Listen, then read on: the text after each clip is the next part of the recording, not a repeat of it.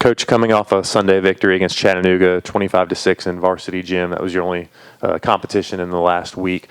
Can you just, I guess, start off by breaking down how you thought the Mountaineers performed on Sunday against the Mocs? Yeah, it was a really good day in varsity gym. I thought our guys wrestled well. We won 8 of 10 matches, and I just was really proud of the mentality our guys brought to the mat on Sunday. It was a very special day. I mean, it was our old timers match, so we had a lot of our alumni that were in attendance. That are a lot of the history and tradition of this program, and a rivalry like Chattanooga. It's been such a long time rivalry for App State, and an old Southern Conference rivalry. I think they were very glad to come back and watch us compete against them, and obviously get a dominant win. I think was really a good day for our program, and probably was very. It meant a lot to our alumni. When you talk about the mentality, can you elaborate a little bit on what you saw and what was important to kind of win so decisively? Yeah, I think, we've talked a lot about our mentality and kind of, zoning in and kind of the things that are important and, having a certain tenacity about us that, every time we step out to compete, we're trying to get the best out of ourselves. And, I thought up and down the lineup, that was the case for our guys on Sunday. I think a lot of our guys are getting better each and every time they compete. We've talked a lot about consistency and having a consistent mentality where we want to score points, we want to dominate, and I think that was evident if you look at kind of the risk our guys were taking and how offensive they were. I thought we scored a lot of points, and we were very definitely an offensive team that was taking risk and trying to score points and dominate, and I think that kind of just spoke to the mentality that our guys brought to the mat on Sunday. It was 10-6 halfway through. You go into intermission and you come back out with either some younger, inexperienced guys of, on paper doesn't mean anything, but, maybe toss-up matches or there's no clear favorites. Of what do you think you saw in those matches that allowed you to really take control?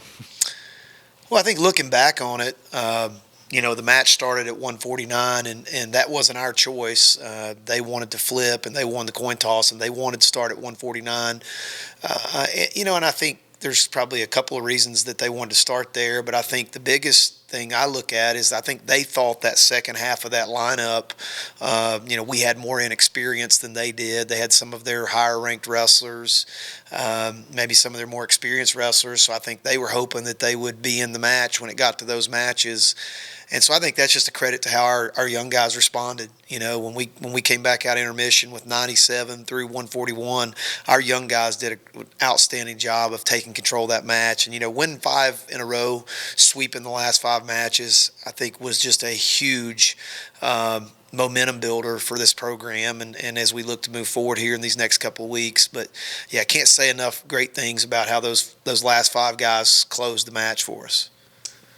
Ethan Oakley gets a win against the top 15 opponent with a late takedown or two. And, you talked about the confidence you had in him when he stepped in the lineup after Sean's injury. How have you seen him grow from that time to now where he's able to, pull off such a big win?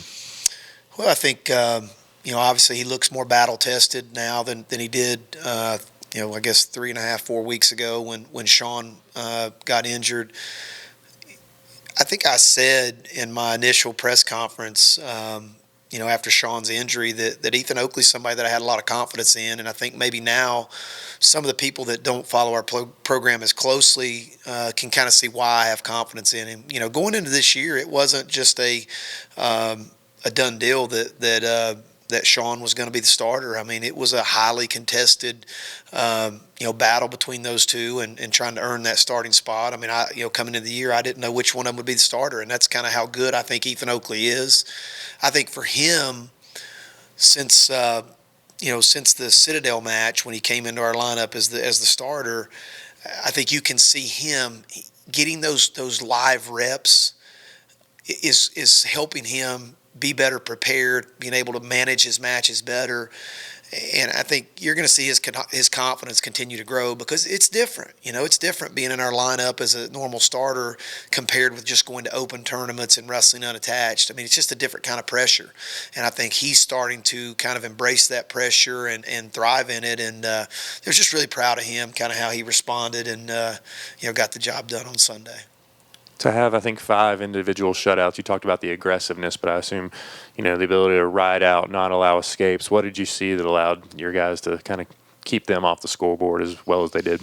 Well, I think our guys, they were doing the work, and that's something we always talk about in our program is doing the work. Sometimes it's not the easiest thing to control somebody for an entire period and stay in the top position. And, you have to do the work. You got to return the guy. He gets to his feet, you got to mat return him. And that takes a lot of energy and a lot of effort. And that's something our guys were willing to do on Sunday.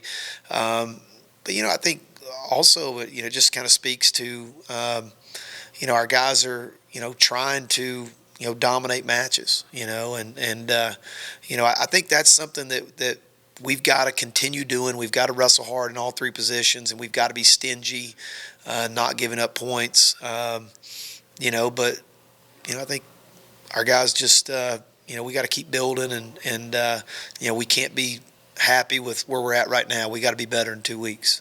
The coaches' rankings another set of those will come out this week, and as we talked about in the past, those are consequential and have meaning of just kind of what you'd expect, and maybe since the first set came out of the position of what those means for being able to have berths that are at stake at the SoCons and stuff like that. Well, I think I'm going to be real interested to see where some of our guys are at in this second set of rankings, because since the first set, several of our guys have had some really quality wins, knocked off some guys that were above them in the rankings. So, we're really kind of interested to see where they fall. I think at 133, obviously Sean Carter was I think 23rd in the last coaches rankings, something like that. And obviously now he's out, but with Ethan's recent wins and kind of his momentum, I expect him to be in those coaches rankings. And so it's gonna be real interesting to see kind of where everybody's at this week. Just next competition is February 19th with the big triple header. You got Campbell, Presbyterian, and Davidson, and you've had some time to kind of focus more on training since the Chattanooga duel ended. Of just how does it look the last couple of days, and then moving forward as you get closer to the 19th? Well, it's been good. I mean, we've had a good week of training so far. We've had a little bit of time to address some deficiencies that we need to fix. A few little tweaks here and there, a couple positions that I feel like we got to do a better job in, and I really hadn't had time to address them. Over the last 3 weeks, because we've been wrestling almost every 5 days. We've been competing, and it's really hard to dive in and spend a lot of time in attacking some of your weaknesses and deficiencies when you're making weight and competing that often. So this next 11 days, we're going to have a good training cycle. We're going to work on trying to improve on some of our weaknesses. Make sure our guys are getting what they need physically, mentally, and getting ready for a battle on February 19th.